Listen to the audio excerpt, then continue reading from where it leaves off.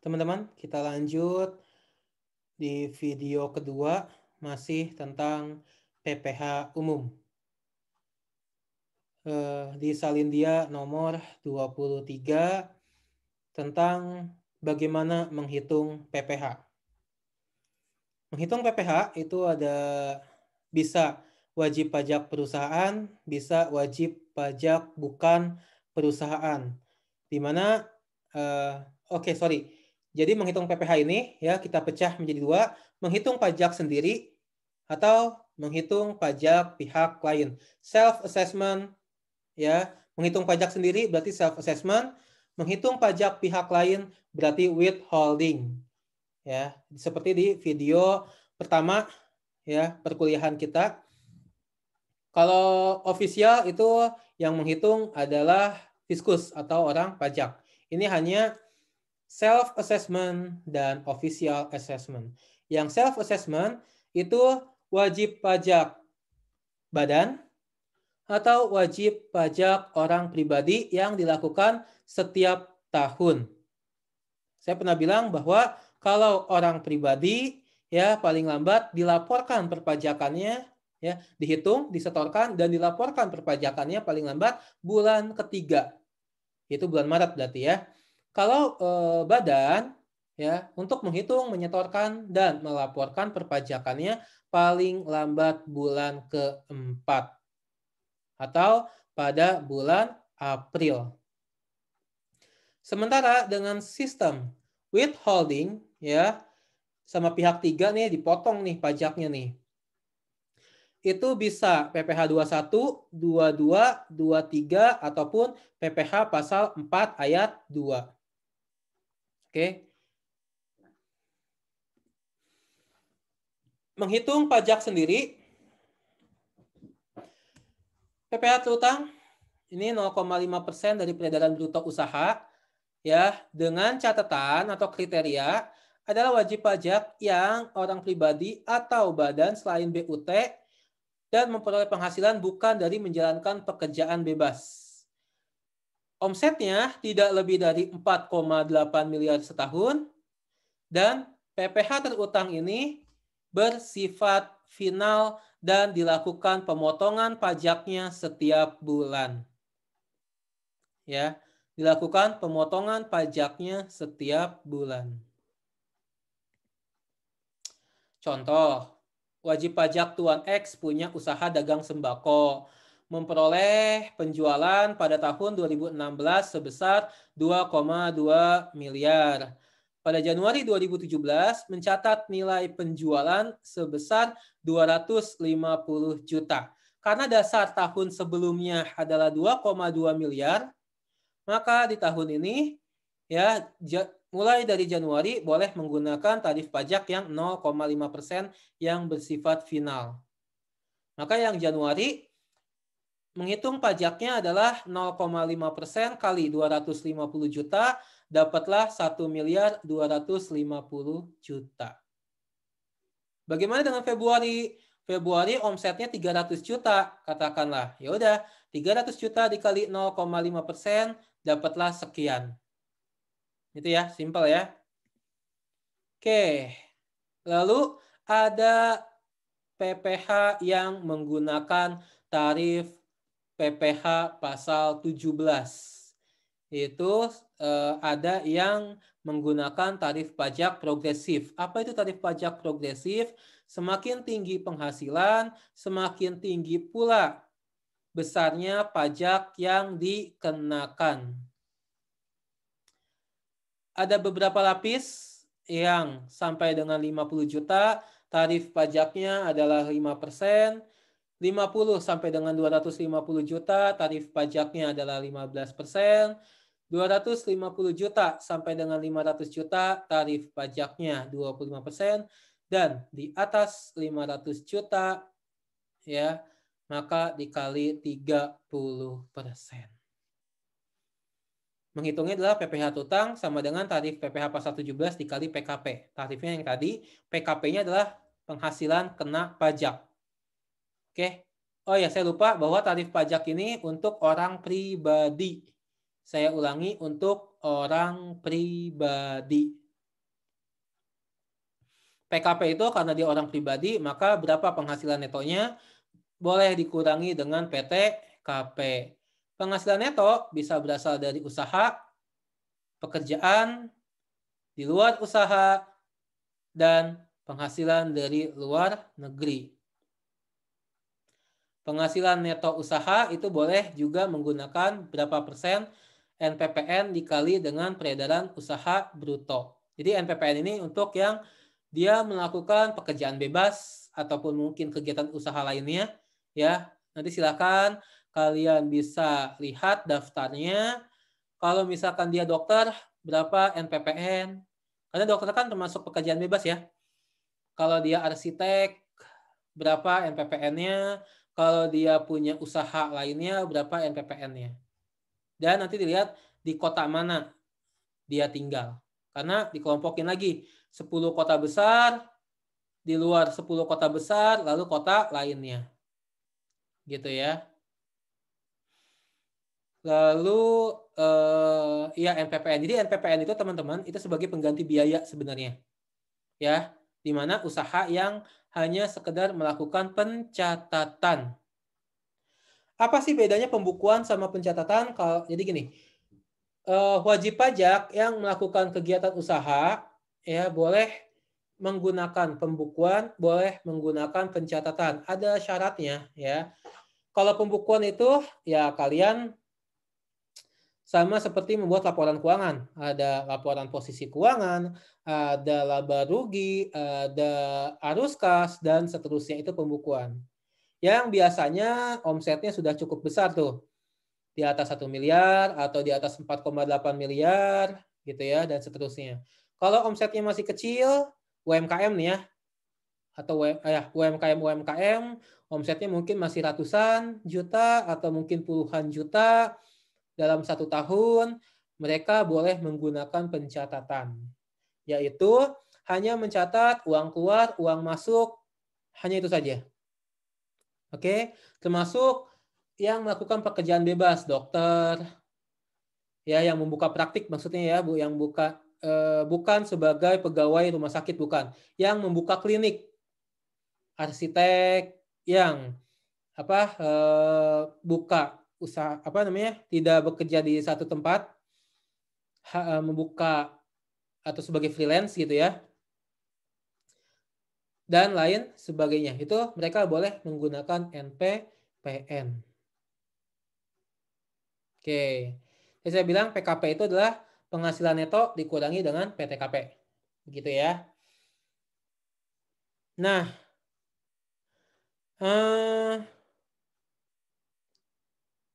ini kalau yang menggunakan NPPN syaratnya adalah dia melakukan pekerjaan bebas, omsetnya tidak lebih dari 4,8 miliar dalam 1 tahun. Boleh menggunakan norma penghitungan penghasilan neto. Penghasilan neto dalam hitungan tidak boleh termasuk yang bersifat final atau yang bukan objek pajak. Bagaimana yang menggunakan NPPN? Maka rumusnya adalah PPh terutang sama dengan tarif PPh pasal 17 dikali peredaran bruto usaha dikali NPPN dikurangi PTKP. Nanti silakan kalian lihat salindianya ya, rumus ini. Oke, ini rumusnya untuk menghitung pajak atau PPh terutang untuk orang pribadi. Oke, kita masuk contoh. Pada 2016 WP Tuan X di mana statusnya adalah kawin, berarti sudah menikah ya, punya 2 tanggungan atau istilahnya K2, memperoleh penghasilan dari pekerjaan bebas yang masing-masing sebesar 2 miliar dan 120 juta. Ada 2 berarti ya. Oke. Karena penghasilannya 2 di sini. Norma penghitungannya atau NPPN-nya untuk pekerjaan bebas tersebut adalah 35%. Oke. Oh, sorry. Ada dari pekerjaan dan ada dari pekerjaan bebas. Ya. Penghasilan dari pekerjaan bebas kan 2 miliar. Nah, 2 miliar itu dikali 35%. Maka tidak 2 miliar yang dikenakan pajak. Tapi 2 miliar dikali 35%. Dapatlah 700 juta rupiah. Lalu ada penghasilan dari pekerjaan sebesar 120 juta rupiah. Sehingga 700 ditambah 120 dapatlah 820 juta. Dikurangi dengan PTKP. PTKP-nya kan gini ya. Diri sendiri 54 juta. Menikah 4.500.000.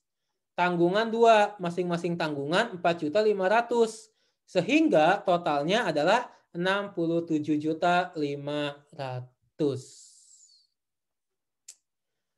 820 juta dikurangi dengan PTKP-nya 67.500.000, maka PKP-nya adalah 752.500.000 rupiah. Ini yang dikenakan PPh. Karena dia PKP-nya 700 jutaan, coba kita lihat, dia kena lapisan berapa tarif sih?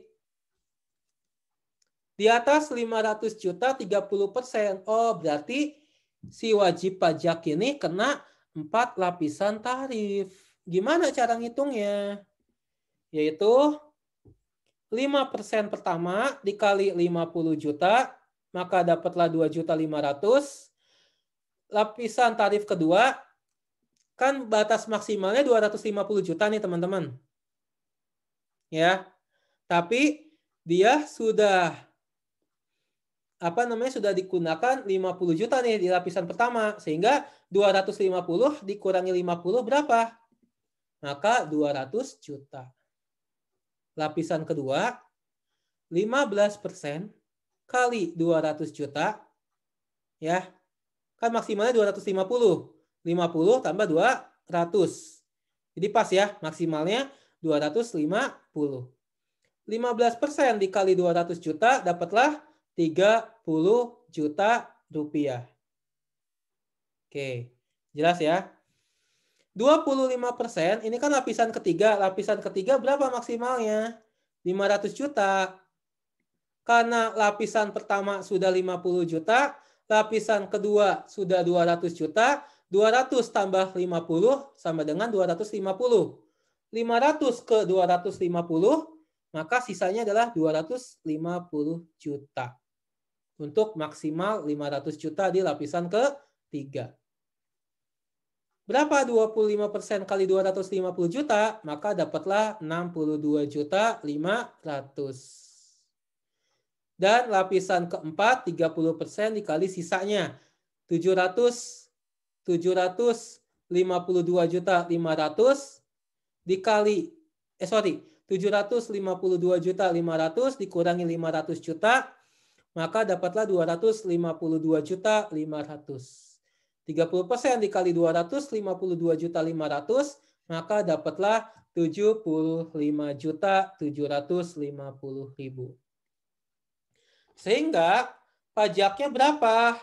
Yaitu ditotalin seluruh hitungan yang sudah kalian dapetin. Maka pajaknya adalah 170.750.000. Oke? Jelas ya? Kalau tidak jelas, nanti silakan kalian bisa tanyakan di grup atau chat di WhatsApp ataupun di Telegram. Ya, ini juga sama kalau yang dia melakukan usaha tapi tidak menggunakan NPPN. Oke, dia melakukan usaha tapi tidak menggunakan NPPN. Usahanya dia melakukan pembukuan sehingga rumusnya adalah PPh terutang sama dengan tarif PPh pasal 17 dikali dengan PKP. PKP-nya kita lihat penghasilan neto dikurangi PTKP dikurangi kompensasi kerugian kalau ada. Gitu ya. So, di mana penghasilan neto ini didapetin dari penjualan dikurangi dengan deductible expense. Penjualan dikurangi dengan deductible expense. Penghasilan neto didapetin dari penjualan dikurangi deductible expense. Ini apabila kalau omsetnya di atas 4,8 miliar sehingga wajib pajak menggunakan pembukuan. Oke. Dan sama di sini tidak boleh dimasukin yang PPh-nya bersifat final, yang PPh-nya bukan objek pajak, tidak boleh dimasukin. Sehingga kalau dirinci lagi, PKP ini kita uraikan ya teman-teman. Maka PPh terutang sama dengan tarif PPh pasal 17 dikali penjualan dikurangi deductible expense, lalu dikurangi dengan PTKP. Contoh,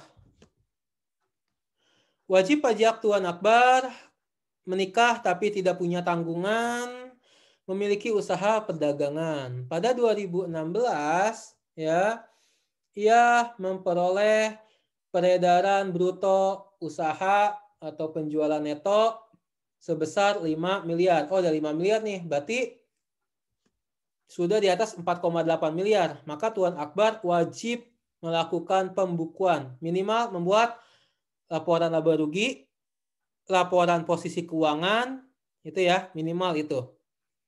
Biaya-biaya yang dapat dikurangkan sebesar 4,5 miliar. Penghasilan neto dari pekerjaan 112.704.000. Dari pekerjaan. Ya mungkin dia pegawai di mana atau direktur di mana misalkan. Ya.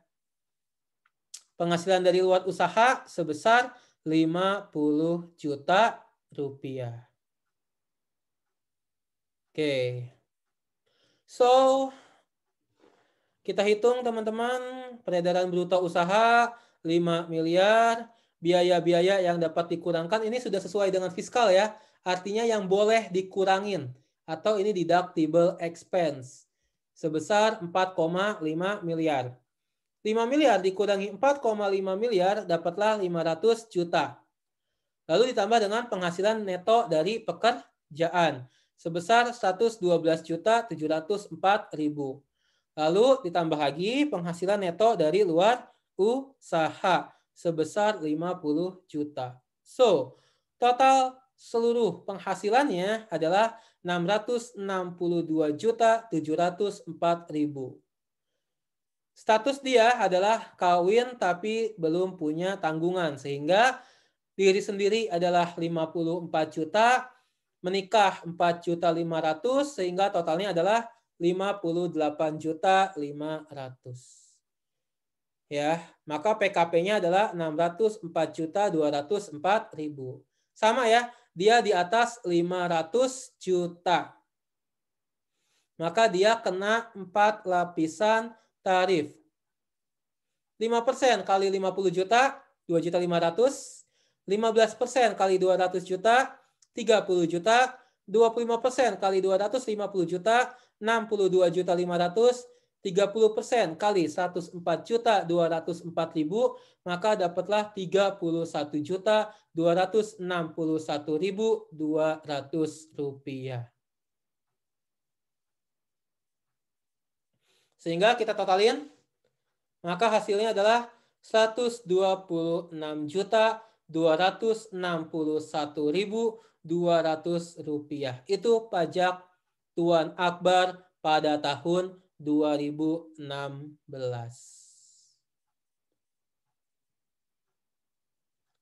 Oke.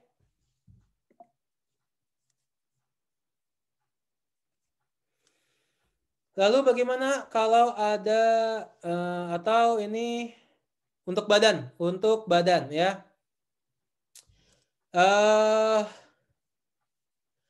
Di atas 50 miliar ini harusnya 22% teman-teman sudah menggunakan tarif pajak yang baru peraturan 2020 ya.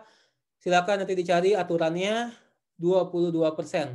Mohon maaf ini belum sempat saya edit ya. Berarti kalau yang ini untuk yang omset di atas 50 miliar. Kalau yang omset antara 4,8 miliar sampai 50, setengahnya dari 22%, yaitu 11%. Ya. Oke. Tapi secara rumus, secara perhitungan itu sama, hanya tarif pajaknya saja yang berbeda. Nanti silahkan kita akan masuk contoh ya. Jawabannya mungkin akan sedikit keliru karena menggunakan tarif yang lama. Nanti silahkan kalian edit dengan menggunakan tarif yang baru ya. Contohnya adalah seperti ini teman-teman. Pada 2016 WP PT Ananda memperoleh peredaran bruto usaha sebesar 7 miliar. Total pengeluaran atau biaya 6,7 miliar termasuk natura dan sumbangan 300 juta rupiah. Penghasilan dari luar usaha 150 juta rupiah. Termasuk penghasilan yang PPh-nya final sebesar 30 juta dan penghasilan bukan objek pajak sebesar 20 juta rupiah. Sisa rugi tahun 2013 sebesar 70 juta yang belum dikompensasikan. Maka kita hitung peredaran bruto usaha 7 miliar, total biayanya 6,7 miliar. Ini yang sudah. Oh, oke. Karena 6,7 miliar ada natura, ada sumbangan, itu nggak boleh, harus dikeluarkan. Maka kita kurangi dengan 300 juta. Maka biaya yang dapat dikurangkannya adalah 6,4 miliar. So, penghasilan neto usahanya adalah 7 miliar dikurangi 6,4 miliar. Maka dapatlah 600 juta. Lalu ada penghasilan neto dari luar usaha, yaitu sebesar 150 juta ini. Tapi 150 juta ini ada PPh final yang nggak boleh dimasukin. Ada bukan objek pajak yang tidak boleh dimasukin. Sehingga harus kita keluarkan. 150 juta dikurangi 30 juta dikurangi dengan 20 juta, maka dapatlah 100 juta. 600 juta ditambah dengan 100 juta, maka dapatlah 700 juta. 700 juta ini kita kurangi dengan kompensasi kerugian. Karena fasilitas ya. 700 dikurangi 70 dapatlah 630 juta. Karena omset adalah 7 miliar, teman-teman, dilihat penghasilan bruto 7 miliar. Kita lihat di aturannya, kalau 7 miliar, berarti kan antara 4,8 miliar sampai 50 miliar kan? Maka tarif pajaknya itu adalah setengahnya dari yang semestinya. Tarif pajaknya setengahnya dari yang semestinya. Sebagian 22%, sebagian lagi adalah 11%.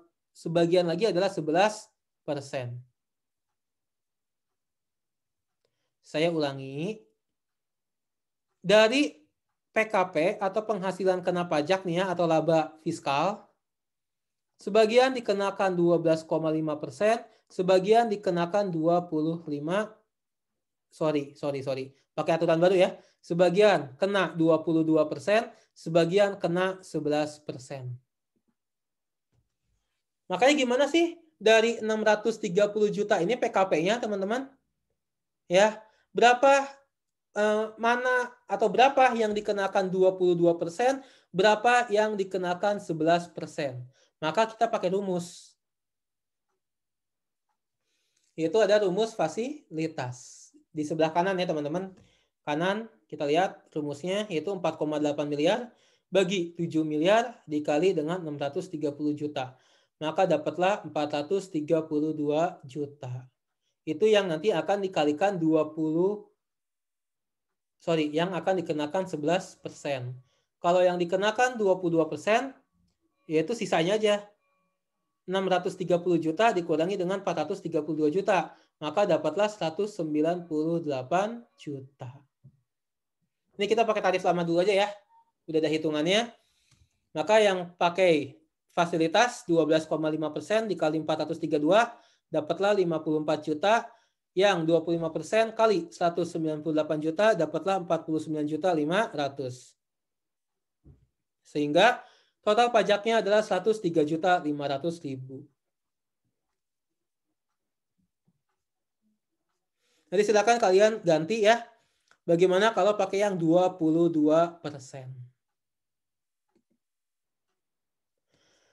Menghitung dan melaporkan PPh ya ada self assessment, withholding, official ya. Kalau self assessment tadi saya bilang SPT tahunan untuk orang pribadi ataupun untuk badan. Orang pribadi jenis SPT-nya adalah ada 1770 SS, 1770 S, dan 1770. Kalau yang badan, nama SPT-nya adalah 1771. Self-assessment. Lalu ada withholding. Kalau withholding itu untuk pasal 21, 22, 23, 4 ayat 2. Ya. Ini untuk yang SPT masa PPH. Kalau official, ya, pasal 29, surat tagihan pajak, surat ketetapan pajak. Surat tagihan pajak disingkat dengan STP, surat ketetapan pajak disingkat dengan SKP. Pelunasan PPH dalam tahun berjalan itu pasal 21, 22, 23, 4 ayat 2, 15.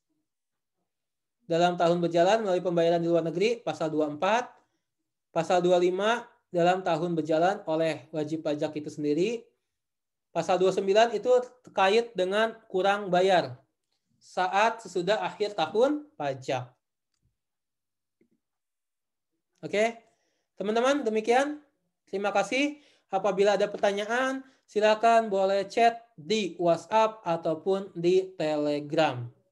Semoga dapat dipahami ya. Sampai bertemu lagi di video pembelajaran berikutnya. Assalamualaikum warahmatullahi wabarakatuh.